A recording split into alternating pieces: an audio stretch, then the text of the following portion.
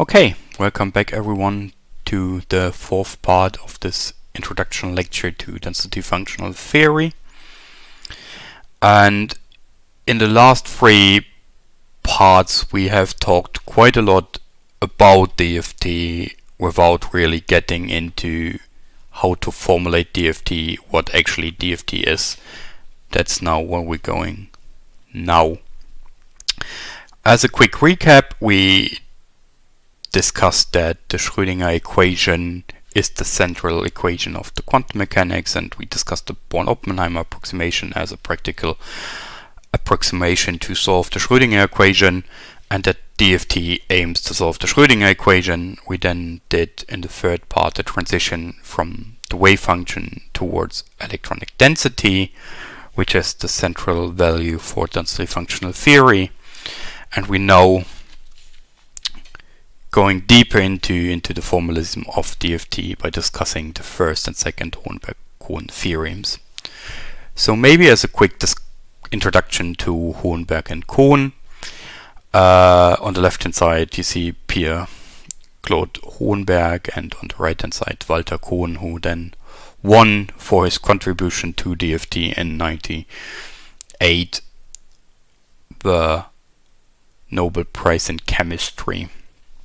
So what Pierre Hohenberg and Walter Kohn did in 1964, they formulated, or they created the foundation for density functional theory by formulating the two theorems.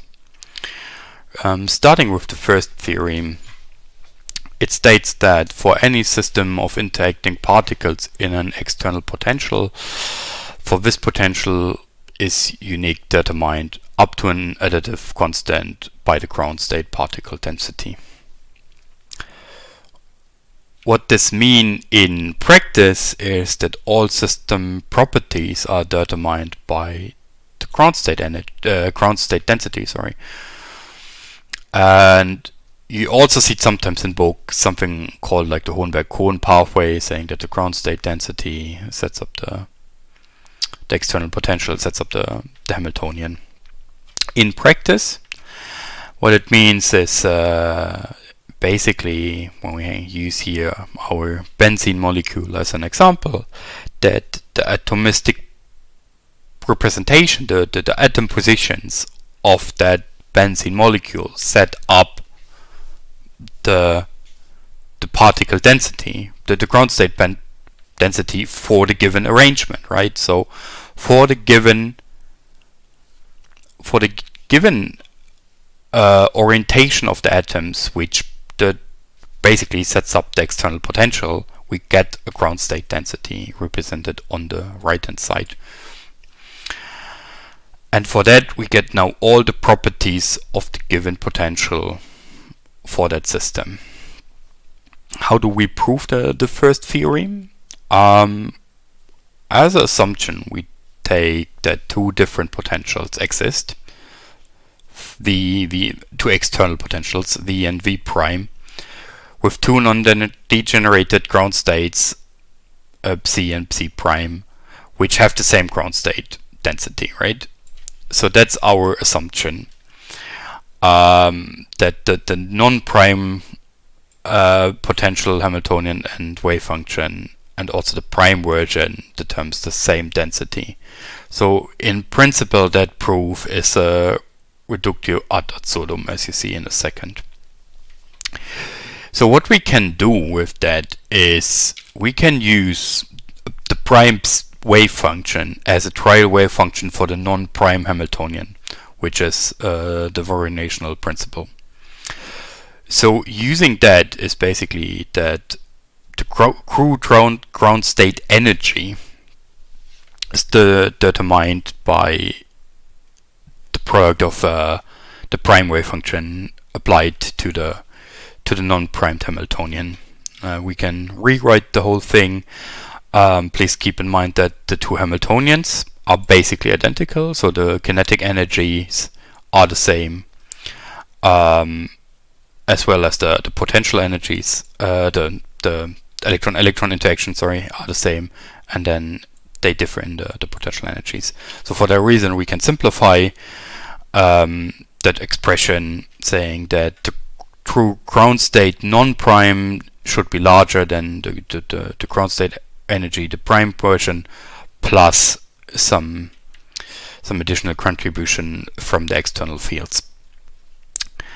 Now we do the whole same thing, but now vice versa. We now use the non-primed wave function as a trial function for the primed Hamiltonian. We do basically the same as done on the previous slide, and we end up with that the true ground state energy prime should be larger than the non-primed version minus the difference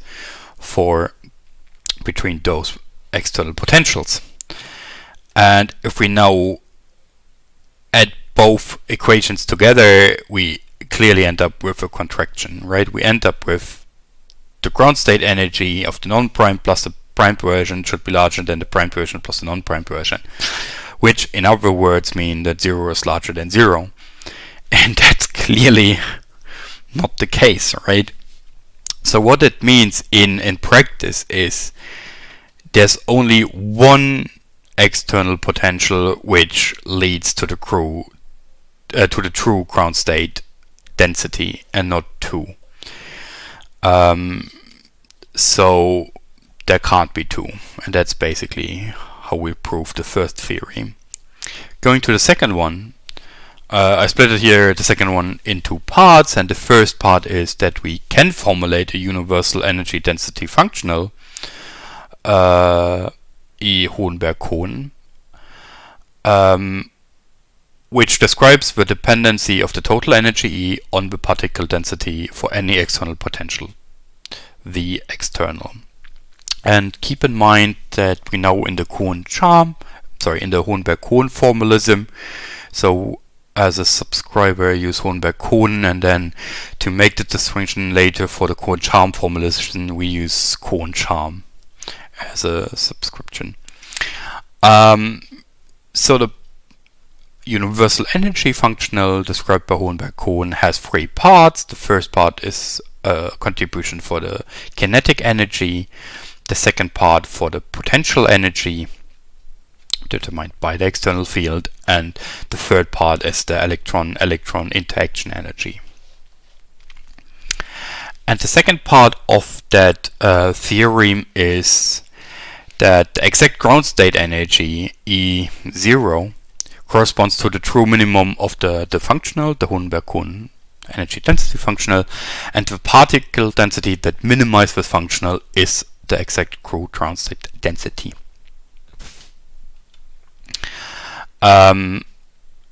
In practice, again, minimizing the particle density towards the ground state, the true ground state, will lead towards the true ground state energy. So if we have the ground state particle density, we also get the ground state energy and therefore the material properties in the ground state. How do we prove the second theorem? So we know there is a energy density functional existing that delivers the lowest energy if and only if the true input density is the true ground state density. And again, we use the variational principle. So we say that E0 is our true ground state density. We take a trial density n tilde, and that can be either in the case that E tilde equals n0, then that would be equal, otherwise n tilde needs to be larger than the true ground state energy. We start, what I said, with the trial density and also with a trial external potential. And if we basically put all those into it, we see that the true ground state energy results only and only if the exact ground state density is used. So in the case our n tilde equals not n0, then we get something larger if n tilde equals n0, then it represents the true ground state energy. So putting all together for the Hohenberg-Kohn theorems, what we currently know, right? We have the three different contributions for the energy density functional. The kinetic energy, the potential energy, and the electron-electron interaction. And the only thing we actually do know is the potential energy contribution, but we have no clue about the kinetic energy contribution as well as the electron-electron contribution. We can define a part of the electron interaction contributions by using the idea of a homogeneous electron gas, but then we still end up with a part for the exchange and correlation, the electron exchange and the electron correlation, we can't solve. So we can solve the first part, but we can't solve the second part, and that becomes later quite a, let's say, feature of DFT, that we put everything we can't solve, where we can't provide a solution, into this E exchange correlation term, which then later needs to be approximated, as we discuss it in the second lecture next week. But in that sense, it counts more like a garbage bin for DFT, where we place all the stuff we can't know. So, as I said, the electron self-interaction, exchange, and correlation effects are not included, and those are collected in this exchange correlation term. And until now, we know the exact functional dependency. We don't know the exact functional dependency for the kinetic term, for the T term, and we don't know the exact functional dependency of this exchange correlation term, which we then discuss later. But from the Hohenberg-Kohn theorem, what we do know is the functional dependency of the potential energy and part for the electron-electron interactions. And in the last part of that first introduction lecture, we will discuss the Kohn-Charm formalism, which actually provides us with a solution for the kinetic energy dependency.